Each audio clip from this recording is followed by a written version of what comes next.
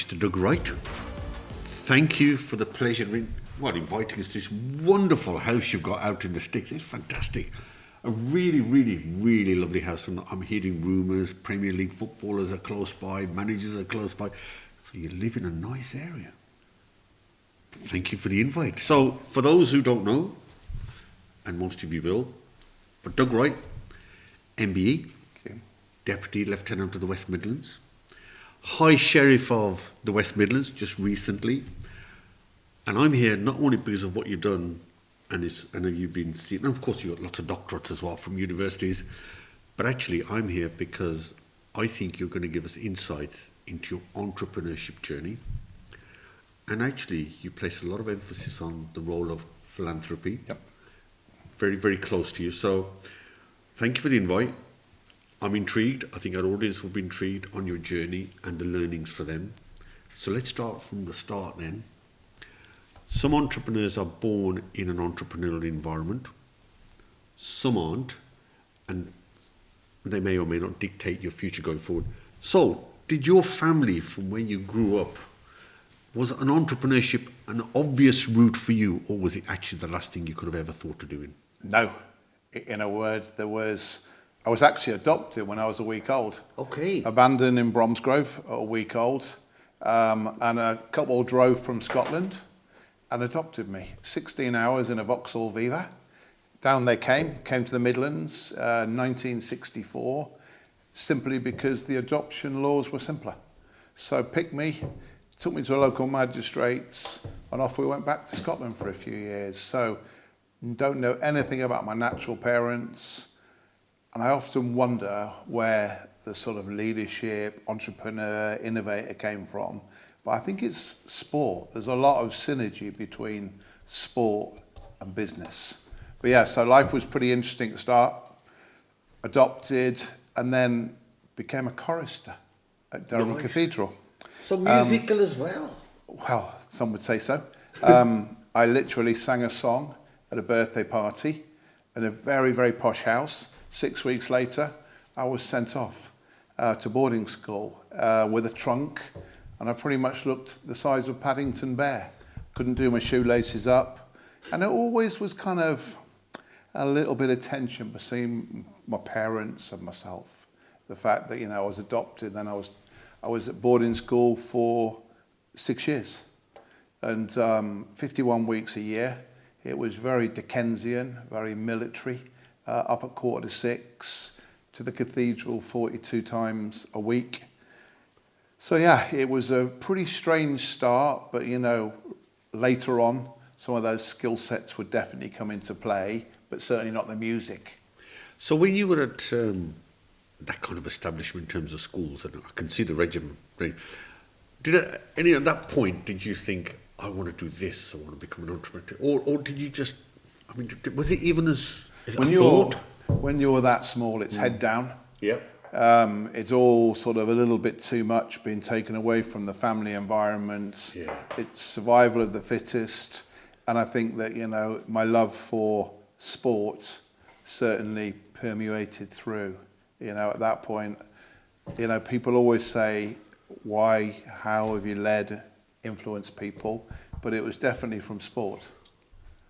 Sport that you did at the school? Yep, I was good at every sport. Okay.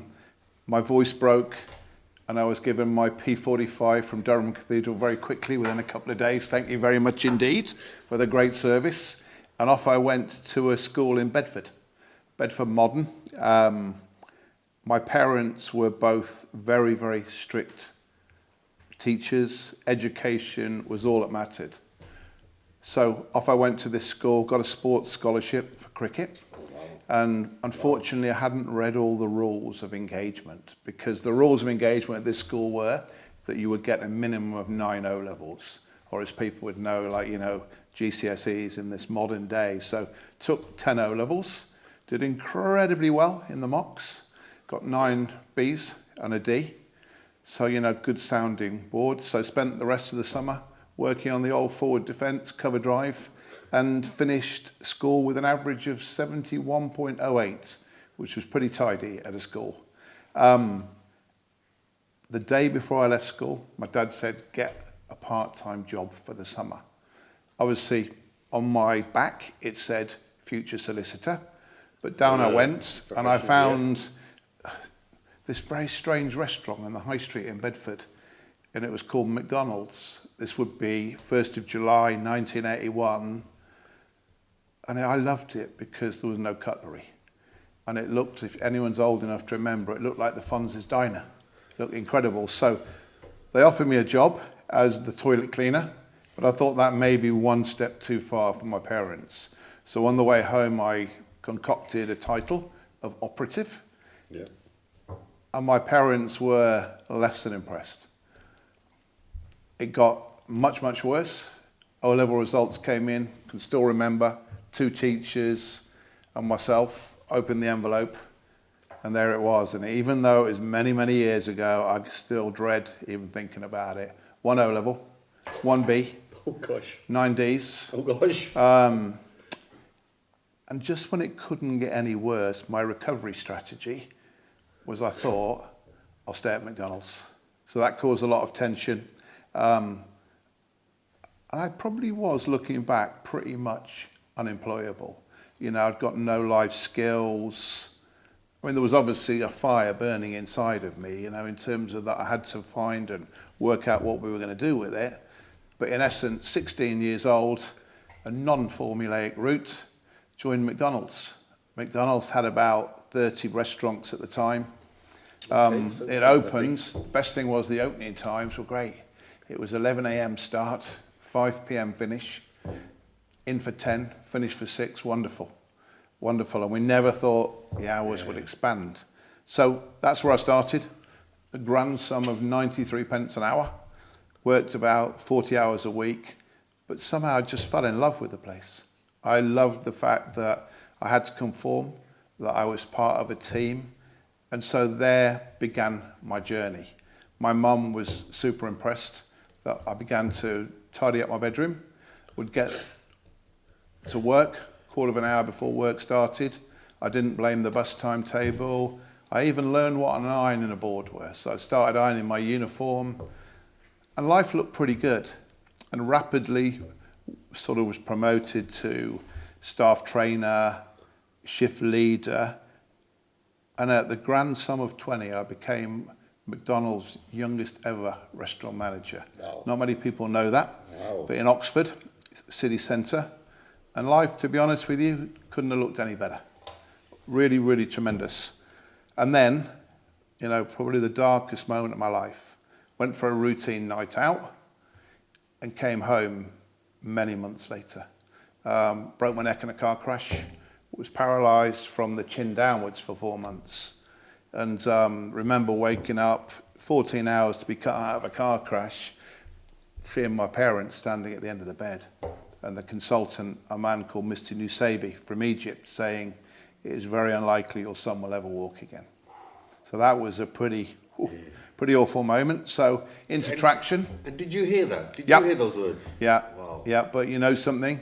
It was such a big accident, I didn't really absorb them. I knew that something was wrong because we got a whole raft of visitors come through and see us. And like, you know, people would stand at the end of the bed, you've broken your neck, and the first thing say, how are you today? You've been doing much? Probably not. And you know, people were trying to be kind, but you're there, flat on your back with a big weight to try and make sure that your spine recovers. And people were like, it was almost like people came to see you, didn't know what to say. What made it way worse was my mum was a lot older. My parents were really, really poor. And so my mum used to sleep on the floor every night.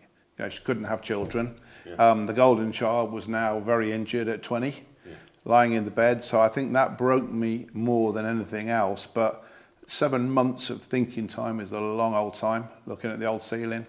But looking back, you know, it was probably my light bulb moment. Even though, you know, I lost a lot of the feeling on the side of my body, my left hand doesn't work particularly well.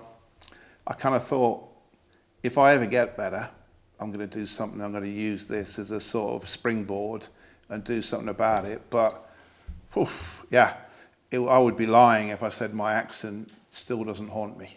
You know, probably once every 3 or 4 months, you have that awful dream, and it'll never go away. But it is kind of my moment that inspires me. So, what got you through that? Because, I mean, you know, you've heard those immortal words, which is, you know, we don't know if he's ever going to walk again. Yeah. And a lot of entrepreneurs will tell you they're in situations where it just looks so bleak. But what got you through that? Because, I mean, other entrepreneurs might learn. What got me through it? What got you through it? Well, the shutter was definitely down and it was almost closed, yeah? So I kind of thought, something inside me knew that I was going to get better. That, you know, after 4 months, I started to wriggle my toe. And I don't know what it was. It was almost like having a sabbatical, but in hospital. And I started to sort of really formulate some plans and think about what I wanted to do with the rest of my life. It probably wasn't very well sequenced, because at the time I wasn't sure how I was going to leave, how I was going to look, etc. But I was kind of lay there and thought, you know what, I've got to use this as a force for good. And I have to run my own business. And it was kind of those moments that I thought, you know, you go through all the things like, you know, I want to repay society, I want to thank my mum and dad for being here, I want to make things better. But I was determined. I came out of there and I was patched up, came out about 7 months later, and was in a pretty dreadful state, you know, could walk a few yards, a lot of occupational therapy, a lot of physiotherapy. And McDonald's were incredible. Corporate McDonald's were great. They made a job for me in Sutton Coldfield. I was like head of customer services. Well, I say head, I was the only person in customer services. But yeah, so I felt, you know, valued and special. And I started to get better. But let me ask you something. So, it's interesting. You said a couple of things here. Things will get better. So nothing is that bad that it won't get better. That was a mental thing that was really good. I love the fact that, you know, you started thinking about, well, how can I put something back at that young age, which is interesting. You mentioned the McDonald's looking after their employees. That's interesting, because you're famed for doing that yourself. But tell me, during that phase, where did the thing click which said, actually, I want to run my own business? Because that's quite a step to take from being in a regimented. Does that make sense? For you to suddenly say, that's a totally different mindset. I think it was because there was, you know, it was just a blank canvas, and I kind of thought that there's 2 ways we can leave this hospital: sad and down, or we can leave, or however we come out, whether it's in a wheelchair, whether it's with a walking aid, whatever we're going to do, it's going to be a project reset. You know, we're going to, and I kind of thought, this is my light bulb moment. And some of it was pretty futuristic, but I decided, however I came out, whether I was in a wheelchair, whatever it was, I was going to run my own business. And why? I wanted to be in control of my own destiny. And, you know, I was sure that because I'd always been, you know, team captain at football, I could persuade most people to do pretty much anything. Yeah, hopefully, you know, good things generally. But, you know, as a young person, I was always a leader. You know, whether we were playing out in a field, by the river, I had something inside of me about, you know, I was always somebody I wasn't somebody at the back, I was somebody at the front. And I was always seen as an influence, as somebody that everyone else wanted to be. Not that they wanted to be that day in August when I left school with 1 O level. You know, that was probably a little blip on the copybook. But, you know, it wasn't something that worried me. So here we go then. So you felt at that age, and instinctively, I think that's the right thing, that, you know, you could lead. So let me ask you then, are leaders born, or can they be nurtured? And I ask that reason because you were at school, so you followed a regimented system. You went to McDonald's at 20, became the youngest manager, which is exceptional. So you had that sense that, you know, you could organise, influence. Was that something that just came out of you? You weren't trained to do that, were you? Or do you think you were? No, I was absolutely not trained in it. And for many, many years, I started to realise when I joined McDonald's that I had something inside me that I could really use and scale up. But obviously, the accident brought that to a very abrupt halt. To be paralysed from the neck down at 20. However, it gave me a lot of strategic thinking time, looking at the ceiling and looking at my mum on the floor. But that was my moment, when I look back and think, I was always an okay person, but I came out of that hospital inspired, even though I wasn't exceptionally healthy. I came out inspired, and I actually really thought I can do anything. And I had the belief. It's a pretty odd thing to think, because I had no money, bad health, but I knew that I was going to run a business, and it was going to take me a few years. That was end of 1986, and for the next 16 years, I worked for the corporation, for McDonald's, in various roles, and I qualified, did some building studies, and then I went into land acquisitions. And then in 2001, I thought I can no longer wait to become a business owner. So it was, again, pretty odd conversation with myself. I remember that I had, at the end of 2001, I had 612 Great British pounds. So I applied to McDonald's, and I'd heard about this startup scheme they do. Okay. So I had an interview, didn't hear anything, there was no email or anything else, got a letter saying I was in. So that was a very, very special moment. So I became a franchisee on the 6th of October 2002. The rules at the time were that you can own 2 restaurants. Okay.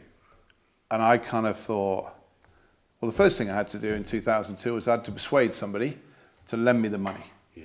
And sometimes when you go into business, you've just got to, if you want to make things happen, the interest rate was poor.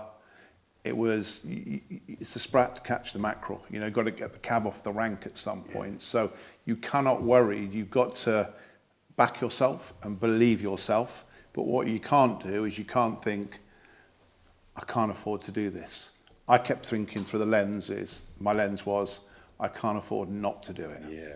And that kept coming on to me. So I signed this shocking deal with Allied Irish Bank, and hopefully there's no one in tonight from Allied Irish Bank. But I realised straight away that business was really, really tough. So I left a corporate job, got this restaurant in Lichfield City Centre. First 12 months, we took £1 million and £2. The £2 didn't even help. Yeah. So why I'm saying £1 million and £2, because I was really proud. Never worked so hard in my life as an owner of a limited company. And I made, ready for this, £4,912. And I probably worked 60, 70, 80 hours a week. But you know something? I didn't care, because I absolutely loved it. And the first thing I realised is that passion and inspiration is what you need in abundance.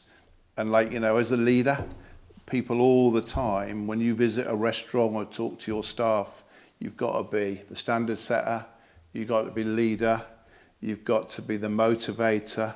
So you've got to have passion and abundance. So whatever you're doing, when you arrive and walk into a restaurant, you've got to be inspiring, motivating, standard setter, leader, all in one. So a number of things I've already picked up. Above all, you need belief. Yep. That's what you're talking, belief.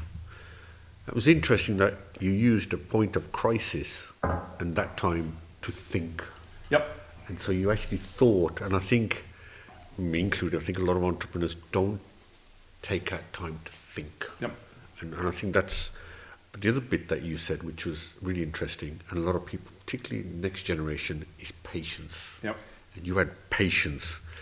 And of course, ultimately, when you went to Allied Irish Bank, you backed yourself. Yep. Because if you don't back yourself, Yep. and I think the other bit, which is when we talk about risk mitigation, about being risk, a lot of people always look at the risk of what would go wrong if I did it. Yep. They never think about, actually, what if I don't do it? And that's What's such the an risk? important point. Yeah. What's the risk of actually not doing it, which might be greater than doing it? So I think there's a lot of people who decline opportunities because they always think the negative rather than, well, if I don't do it, I could be here. So I think, brilliant, I think that's a great point. And I love the bit about again, about being a leader is you set the standards. Yep. You've got to motivate them. And, you know, if you're a poor motivator, then you're not going to get people, and you're not going to build that culture. And above all, that culture will come through your passion.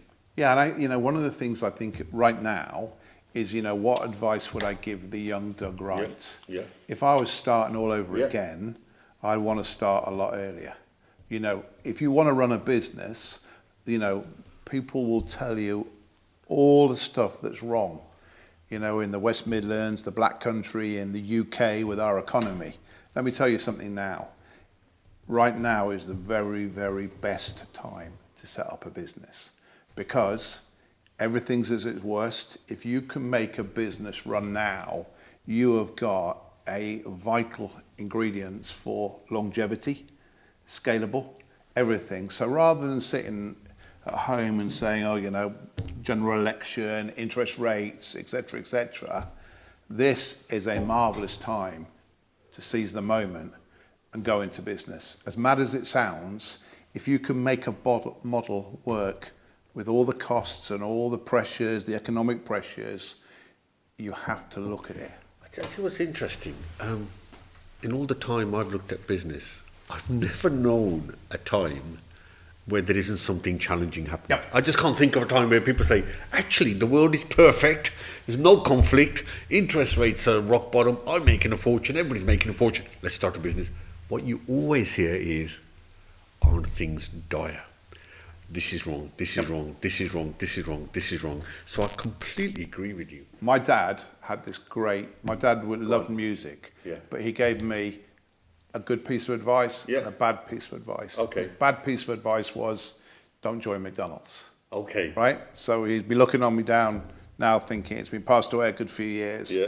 I made the right decision. Yeah. But the greatest advice he gave me, and Yeah. I want to share it with everyone tonight, is very simple. Worry about what you can control. Yeah. Now, what that means is, if you're running a business, whether you're an MD, whether you're a leader, entrepreneur, innovator, employee, don't get stuck about all the other things that are happening. Every day I get in my car very early in the morning. In the car, it should say, top of the windscreen, worry about what you can control. And it is a marvelous tool. And it really takes away all the external pressures. It's bizarre for me, with one restaurant and then eventually getting a second restaurant 4 years later. It's always been that thing about worry about what you can control. If you build up your cash flow, you buy another restaurant. Yeah. And it's then self-perpetuating. It gets traction, and your multi-site management comes into it, and talent spotting, strategy, plans. But you have to have this thing about, and I know lots of people haven't got it. Loads of people I'll go and talk to will say, I found that really inspiring, but the economy's dipping at the moment. There is never a moment. I've been in business for 22 years, and there's never a day or a week or a month when someone say it's a poor time to be in business. So for me, when I got a franchise, everyone was saying that McDonald's menu was outdated. Yeah. The inside of the restaurants were outdated. It was big fat burgers, big unhealthy drinks. So what did I do? Wade in and get started. And I started to influence the brand and talk about, how we make the insides better, work with the brand. If you take a franchise of something, you never want to be somebody who is a protagonist, somebody who's always, I don't want to do that. A franchise of McDonald's is probably one of the best brands in the world, but as a franchisee, I would best describe it as globalization. Global brand, you localize it. Yeah.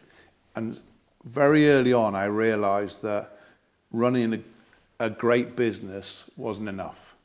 That what you had to be was absolutely fantastic in your community. And that is the piece that has been at the heart and sort of all the way through my working life is, and I think it comes back to the accident, is that I never get up in the morning and worry about making money. It's bizarre, isn't it? I never, ever, ever worry about making money. I think if you run a good business with a great culture, as a byproduct, you'll make money. Yeah. You know, I've got people who are looking obsessively about costs. So, you know, I'm not saying we're delusional, but my job as the leader is to simplify things, break it down and say, this is what we need to do. And the reality is in our business, we need to be really customer centric, but we need to be first class in the community. And that is a big ticket item. But, you know, for me, that is charity, that is caring about communities, football clubs, finding out what's wrong in each community where we operate, making friends, you know, being part of a chamber of commerce. So we all connect, we all support, and we grow together. But people expect and they want to be associated with businessmen and women who are wonderful in their community. So for me, I realized very early on that I was going to use my business success as a force for good to influence others. And that led to Ronald McDonald House. You know, in today's world, it's, you know, setting up a kids village. Yeah. So there's two streams. Whatever you do, you've got to be brilliant business-wise, but in parallel, and as importantly, you've got to be exceptional in your community. And ultimately, community credentials will be as important as your business. So tell me, as you went from 1 to 2 to 3 to 4 to 5, and you've now got 26 restaurants, which is fantastic. Now, at what point, I know you don't look at the numbers in terms of finance, and you don't... Oh, in the early days, I was like looking at them every 10 minutes. Right. You know, every 10 minutes. So what was the point when you thought, oh my gosh, I'm doing something right here? Was it the first? Was it the second? Was it... When was that? Ooh, I'm doing something. Listen, I've never thought I'm doing okay, even today. Okay. That, you know, I have got this fire inside me that, for me, I tell everybody, and it's hard to live with, we're only as good as tomorrow. Yeah. That, you know, past accolades, success, etc. It's really weird that, you know, I go out for dinner and I hear people saying, oh, there's the man from McDonald's, he's got all these restaurants, he's done all this wonderful stuff. Yeah. I absolutely don't get myself. And I'm fighting, you know, my inner belief that I need to get to be a good person. And, you know, I want to be a good business person. I've never ever stopped and thought, you know what, I've done okay so far. Interesting. So they say most entrepreneurs, the very successful ones, think like that. Yesterday was yesterday. Tomorrow is tomorrow. So you start almost like with a zero. You start again in the morning with a zero and say, right, that was just, I'm going to now build it. Yep. Do you think that was, I mean, some people call it insecurity because they're paranoid, because they want to keep growing, because that is the opposite of complacency, if that sort of makes sense. Does that make sense? So it's this drive. Is that what drives you then? Is it drives you to be the best, or what drives you every morning when you get up? I know you said you get up. Very simply. What drives you? I want to be the very best. And like, you know, I never, ever, people talk about, you know, industry, how other people are doing in the industry. I do what Dad said. I worry about what I can control. Yeah. So I want to have the best restaurants with the best KPIs, with the best customer satisfaction. But I always want to be the leader. I never ever want to be a follower. And that to me is vital. And like, you know, and everything we've done, and people say, gosh, we got to 5 restaurants and we got to 6 and then we got to 10. But for me, you know, multi-site management is all about driving a culture where I call it people feel valued and special. So let me ask you something then. I can see you affecting, I'm talking about any individual, by the way. I can see you affecting one site. It becomes more difficult when you have 2. It's actually much easier. Oh, okay, that's interesting, because I'll hear that. So now suddenly you got 26. So how do you know, sitting in this beautiful place, that actually I've got the right culture in each of those 26? How can you feel that sitting here? You never, ever get there. That, you know, I've got a portfolio of 26 restaurants, and some are, they're all at different stages of the journey. We've opened a couple of ones recently in Berry Bar and Brown Hills. But number one, never be complacent. Number two, always strive to be better.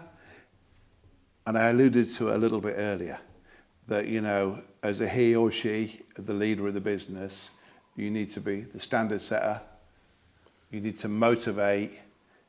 So you are in control of your own destiny. What you have to do is you have to make people feel valued and special. And in return, all you want them to be is honest and hardworking. Our motto is treat people the way you want to be treated yourself. So to scale up, and I'm always asked about this at BCU, Aston, wherever I go, people try and get inside my head and say, how do you scale up? The reality is, back in 2002, I came up with this thing about people are the vital ingredients. So very early on, we realized that everyone had a name. They weren't a number. And so people would knock on the door and say, I've got this problem. The corporate rule book would say, we can't help you. But I always said, look, when it comes to dealing with people, why wouldn't we? So we had this lady called Anna who was wonderful and wanted to go off on maternity leave and not come back for several years. Closed the door, was heartbroken. But then I thought, I have to say, of course, because I wanted her to return. And I think it's those little moments where you have to have a rule book, but you want it running in the background. You don't want it front-centric. Rules are there, but you want to have a culture where people aren't a number, they've got a name, they've got a purpose, and you have to find a way that you can bring everybody with you. So let me ask you something. You can sometimes sense a culture. You can feel it when you walk in. But is there any metrics, hard data, that you use to check culture? So I've heard previous leaders say, we check retention, staff turnover. Ultimately, if profits start to come down and turnover, then there's a problem. Customer complaints start to go up, so there's a problem with the culture. Is there any hard data you use, or is it mostly... I use one. Go on. And mine is our level of customer satisfaction. And we have real life data every day. The McDonald's have a KPI for everything, whether it's drive-through, order accuracy. They have a KPI for everything. But I kind of simplify it and say, if you've got a high level of customer satisfaction, the world's moving in the right way. And your people are doing a good job. Because you can't, everything falls into, there are loads of other metrics that lots of, the leadership team are checking. But the big one is, you will not find a bad business if that business has got highly satisfied customers, because their frequency of often they'll return, their spend, they're happy. Someone can't be highly satisfied if you gave them average food. So that, for me, it's all about and having a real obsession about being customer centric. Customer centric or customer centricity is more than a word or a saying. It has to be something that's inside you, and it's something that you have to deliver. And many things change. We had McDelivery come over in sort of 2016, 17, and somebody asked me to speak somewhere and said, at the time our turnover was about 6 or 7% of delivery. And someone whisked me off to a conference, and one of the very posh chaps said, do you see ever McDelivery becoming a big number? And I said, no, sir. I could see it getting to 8 or 9%. Fast forward, the pandemic, everything shuts down. And I think we got to the 24th of July, and it went up from that 7. It went through the 10 that I said it never would. And we got to 44.61%. Wow. So life has to change, you have to embrace change? Yeah, I think there's two ways, isn't there? You're either a resistor or an embracer. And you've got no longevity. You're not going to be around for long if you resist it. You have to embrace it. And again, A couple of other things that we've done as we've created a culture. We've always surrounded ourselves with subject matter experts. The young Doug Wright of 20 years ago wanted to be better than everyone else. And that is incredibly naive. The Doug Wright of today wants everyone to be better. And that is a massively important, as you mature as a man or woman, that is something that if you surround yourself in HR, marketing, operations, whatever department, get the very best person you can for the job. Because then around your board table or your leadership group, if you've got people who are better than you, it's going to make sure you've got a wonderful business. Now, you walk into a McDonald's and there's different types of people, different background, different ages. And of course, as you continue to grow, your talent recruitment becomes important, particularly the generation that's coming up. How do you identify? Because they have a different lens to us, and so we have to sometimes adjust to their lens, and they can be full of great ideas, but also they have a different way of thinking about life. How do you recruit in that sort of really, and labour shortages and things? How do you recruit, and what's your talent management strategy if there is one? Bizarrely, we've never been short of people. That we were one of the only restaurant companies, even within McDonald's, that carried on throughout the pandemic and did 24 hours a day. We've done a couple of things, or I've done a couple of things very differently. That, young people get a tough time and they get some bad press. They're very different to us, but what I decided to do was very early on to take counsel from a couple of young people. So I have a couple of people who are my go-tos. Yeah. I mean, when I said to the leadership group, we're going to get advice from a couple of young people, everyone was like, he has finally lost it. He's done for. But what I wanted to do was I didn't want to have a comms strategy that was written by a 59-year-old man. I wanted somebody. So yes, there are challenges with young people. There'll be challenges. There are it's cycles with people. But I think what you have to do is rather than, oh gosh, it's tough with young people. I think what you've got to do is you've got to get amongst them and you've got to help them be part of creating the solutions. So you've got to work together, and it can't be young people and us. Yeah. And you know what? I so many times get asked by people to advise about how do you deal with young people. Embrace them. Make them part of the decision-making process.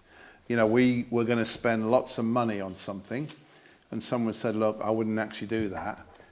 This was to do with staff surveys and satisfaction. The young man said to me, boss, we live in a one-click society. I want to pick my mobile up and click once. So he told us how to engage with people. So they are very different, but rightly so, because the world, they've been through tough times. They've been pandemic, lack of exams, lost their confidence. But if you work with them, yes, there'll always be challenges, but get them to help create the solutions. Did I hear right that your son is now involved in the business? Yep, my son at 16 was pretty much mirrored his father's. He's young. Yeah, my son is 30. He gets married tomorrow on July 14th. So we're now into the early hours of July the 13th. He gets married at 2 o'clock on Sunday the 14th of July. Some would say his planning's still pretty poor because it's the Euros final tomorrow. So he started like his dad. He was useless at 16. He's worked in the restaurants, and now in essence he's our CFO. So tell me, what is that like? That your CFO is your son.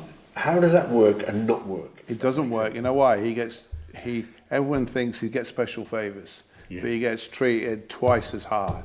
It's like there are one lot of rules for everybody else, and then him. That he's come a very long way.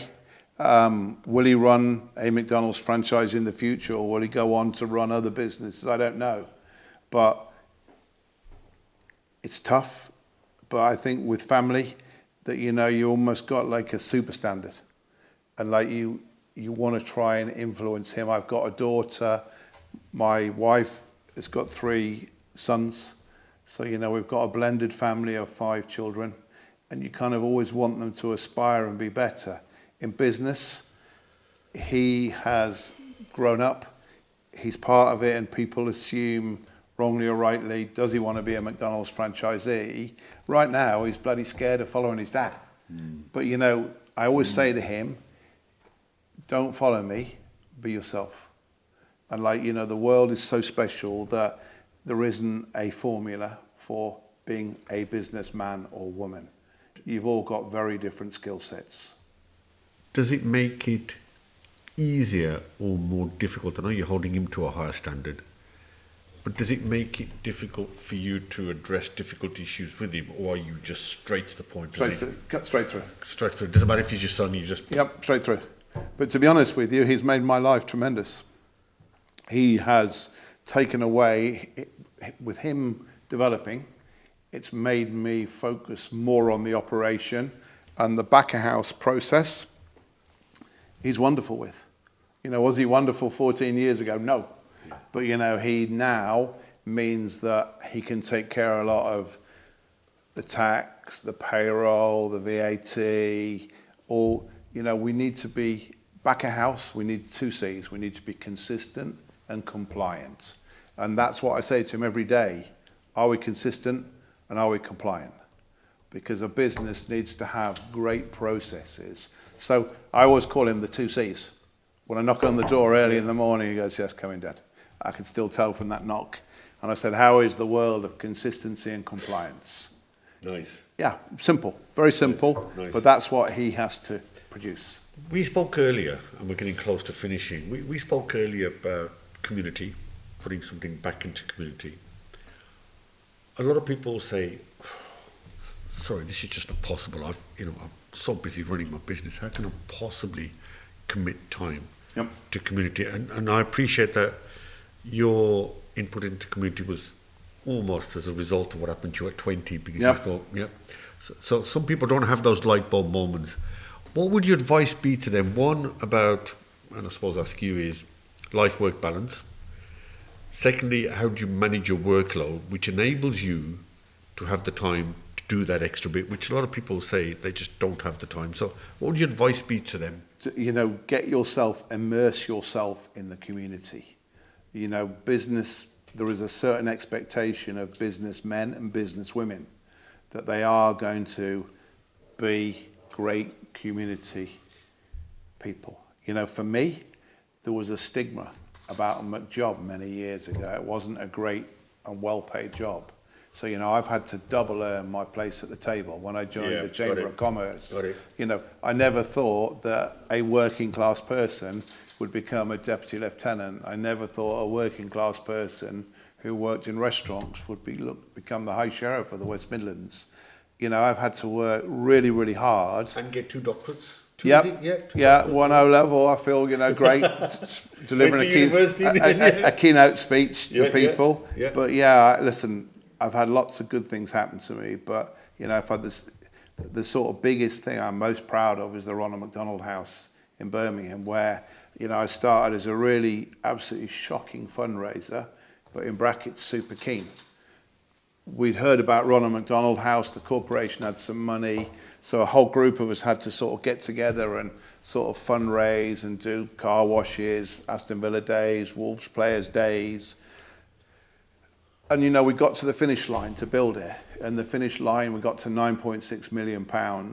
Money came from America, money came from Ronald McDonald House, national, lots of, it came from working with businesses, with communities, and the Muck side, Muck fundraising in the McDonald's restaurants. Roughly a third came from each. But to get there, and, to open a home away from home was wonderful. And what was crazy was the really, really poor fundraiser became the chairman. Nice. And, that was a special moment. We've been open for 15 years, since 2009. And very recently, we had our 15,000th family stay with us. So we've had 1,200 families stay a year. And those are the kind of things where you think, whoa, that's maybe the happiest. everything else that's come with it, I think, there's been some surprises along the way. Being appointed the High Sheriff, getting an MBE, those are the kind of moments where it doesn't make you complacent, it makes you want to go faster and harder. And being the first working class High Sheriff means that you have to be better than the previous 49, and whether they're dames or sirs or whatever they are, it's a big ticket to follow a couple of the Cadbury's family. Yeah. But it's a special moment, a special year, but the success of business to me has to be mirrored in what you do in the community. So you can't do anything quickly. It's a long journey which you have to do with integrity and immerse yourself in it. Well, now moving on to the future. Yep. So we look at the past, we look at the present. So in terms of going forward then, what does the future look like for you? What does where do you go? I know you want to be the very best, the very best, the very best. What does it look like? Would you ever exit, or would you? You never know what's coming. In terms of, I read very early on the back of a really posh man's paper. Yeah. And it said I think it was the Times. Okay. Many years ago, and I was on a bus. Yeah. And it said, always orchestrate your own exit. Mm. And there will be a time where those words, you don't want to be taken out, do you? Or called in and saying, your number's up, Mr. Wright. Yeah. Your number's up. But in terms of right now, I've got a lot of enthusiasm for the future. I've got a very successful business, which has taken a long time to create. We've still got to nurture that. We've still got to get better. We're doing lots in the community. So when people say, what does the future hold? The future is bright and rosy. We have business plans, which talk about that buzzword, velocity. Yeah. But velocity is driven by availability. And so, in my world, it's when opportunities become available, why wouldn't we do them? So are you an opportunist then, or are you a strategist who has 5-year plans? I have plans. Yeah. But what I would say is they need to be very flexible, and what needs to be woven in them is that we need to give ourselves the opportunity to grow. And what that means is keeping money in the business, growing our cash flow, because you can have all the strategy in the world, but you've got to have your safeguards. Your safeguards are, you've got to pay your debt, you've got to service your debt, but you've got to grow your cash flow. So right now we have a plan. We will deliver the plan. In 22 years we've always exceeded the plan. But yeah, we will see where it takes us, but very, very well positioned to make moves where appropriate. Are you a goal setter? Do you set goals, or is that your business plan with the goals, or do you just have a vision and just? It goes back to a lot of what I said earlier. We have teams of people where we sit down and we agree what we want to achieve. But I'm more about, let's go out and do it. For me, it's very experiential. It's about going out, bringing our restaurants to life, motivating our people, and serving the customers. So my job, I have lots of people who make it really difficult. Yeah. My job is to make it incredibly simple. And this is what we need to do. We need to satisfy our customers and be better tomorrow, and so on. So I am part of goal setting. But part of my success is I've always been able to absorb the pressure and the financial woes, whether it's cost of electric, global food prices, whatever those problems have been, I've been able to bring them, absorb them. It's not right if people are working really hard to run into a restaurant and say, price of electric's gone up because of the war. Watch this because it costs more to buy dairy products, we're paying more for assured supply, whatever. They don't care. Their job is to run the restaurants. It's not their fault. So I need them to worry about what they can control. Controllables. So part of being a multi-site operator and big franchisee is to keep it really, really simple for your people. So they know that they haven't got to run and turn the light switch off, turn it back on. I have to worry about that, and I have to put process in place and use technology to give us the best opportunity of reductions. But the reality is you can't reduce your overheads if your top line is growing. So you want to always face north. You want your turnover to go up and up and up and take more money. And if you grow the top line, then that'll take care of a lot of you don't want to get stuck in the minutiae about, whoa, we can't afford that, because that's a problem. You need to if you want growth, you've got to look and get on the motorway for growth. And that means flat down, do the right thing for the customer, and also look after the employee. It's that whole circle, a virtuous circle, that if you have happy customers, you'll have happy employees, and vice versa. So that is very, very important. But for me, if you're coming tonight looking for really detailed advice, my advice is make it really simple and make sure that everybody who works for you knows what they have to do, and don't make them worried about things that they cannot influence or control. Final question. You're a customer-driven organization. You retail to customers. Some of your sites are on the high street. So quick question, is the high street finished?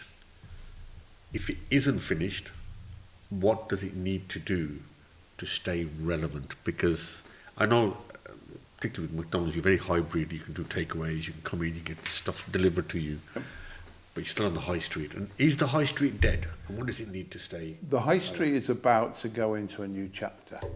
And if you want to know the next chapter of the book, it's going to say chapter 7. If we're in chapter 6 now, chapter 7 is going to be experiential. That you can have everything delivered to your house, but we want to talk to people. So there's going to be more community spaces, there's going to be more living in town centres, there's going to be more, let's go and have a coffee. Let's IT spaces in town to work from. So I think we're going away from it being purely retail, and it's going to have to be that the towns and local authorities that are best in class are the ones that are going to have very flexible models where they can encourage people in and watch them grow. But it's going to change a lot, and it's going to involve doing deals with builders, construction companies. Local authorities are going to have to make sure that their policy for town centres says hybrid. If it's not experiential, it ain't going to work. Final question then. Entrepreneurs who want to set up business. I remember you said at the start, listen, this is the best time to set up a business. It's always the best time. Yep. So just final question. 3 tips that you would give to an entrepreneur who wants to set up to ensure they have sustainability and endurance and they keep going. What's the 3 pieces of advice? Number 1 is be passionate. That if you're going to do something, don't do it because someone said that we can sell tin cans at a different price and that you've got no interest in. You've got to be very passionate. You've got to have belief. And that belief isn't just the word belief, it's belief that you can make a profit, that you can run a business. So be passionate, have belief, and I mean genuine belief. Because lots of people come and say to me, is it hard work running a business? And I say, yeah, it's 75 hours a week. And they go, you're kidding. And I say, no. And they say, and I quite often I get people come and say what they want to do this, and I said the best advice I could give you is buy a block of flats, be a silent investor, because if you haven't got a belief is being there. We talked earlier about standard setter, innovator, motivator, inspiring. So that pot 1, pot 2, and the final pot is culture. Develop a culture that mirrors what you want that business to represent. So culture is about your internal culture and, as importantly, your external culture. That means having simply the very best community credentials. Doug, this has been superb. Thank you very much. I'm going to very quickly summarise what you've said. You've talked about having a burning inside you. You need that sort of passion. You've talked about not being embroiled in a blame culture. Don't blame the world. Get on with it. The controllables versus the uncontrollables. Sometimes moments of darkness can be actually the thing that lights the bulb. And so if you're in a dark place, don't think about the darkness, think about what you can do, because look what you did at 20, and actually use that as a force for launching yourself. You've talked about having a mindset, having total control of your own destiny. Again, don't keep looking at other people. Leadership skills are key. You need to motivate people. You need to set the standards. You need to give them the passion. Belief, you kept talking about belief right throughout it. And interesting, you talked about taking time out to think strategy. And patience, a lot of people don't have patience. They expect to have it tomorrow. Back yourself. Because if you're going to take these people on the journey with you, you have to have that faith. And equally from funders, they need to know you have faith. Don't listen to no-sayers. Everybody's always got a reason why you shouldn't do something. Yep. Always you said it. And of course, scalability is key, but you said the big thing you got to think about scalability is people. Yeah. Because if you can't get the right people, you'll never scale. It's bloody impossible. You've talked about the role of community, and you said that's just as important actually as running a business. And interestingly, within the business, when we talk about culture, it's talking about being customer-centric. And you've kept stressing customer-centric, customer-centric. And when I asked you what's the fight, what drives you every day, you simply said to be the very best that you can be. And if you can do that, you can do. I asked you, how do you know your culture's working? And you said, well, apart from the fact you can feel it, actually live data tells you everything. So live data plus anecdotal observations will help, but ultimately, it's being customer-centric. Change, you remember the days in the early days, bland restaurants, bland menus, they had to change, and you either embrace it, and if you resist it, it's a game over. You also said surround yourself with people that are better than you, because they can bring something to the table, particularly young people. You talked about young people being very, very important. And embrace them. Don't just take a bit of stuff and then just leave them at it. Embrace them. I asked about working family. How do you work with your son? And yes, it's more difficult for them because the father set it up. But actually, as you said, they share your goals. They understand it.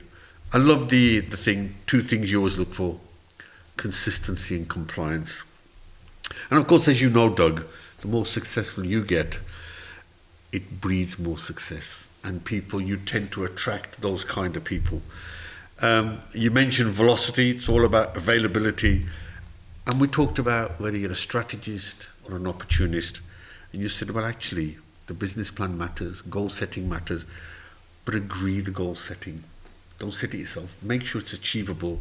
And then, of course, you said you've got to be flexible, you've got to have the balance sheet, you've got to have the cash flow to enable you to take advantages of opportunities. A minefield of insights, Doug. It's been brilliant. And for those who were at the awards yesterday, you had a chance to listen to you directly. But for those who missed out or wanted to hear more depth, we were hoping this podcast would suffice. And for those who missed it, I'm sure you can catch up with Doug at any problem time. But Mr. Extraordinaire, you're a fantastic philanthropist, and you've been a brilliant entrepreneur, and you're continuing to be a brilliant entrepreneur, and you're continuing to inspire people that actually anything is possible. Thank you very much, Doug. Absolute pleasure.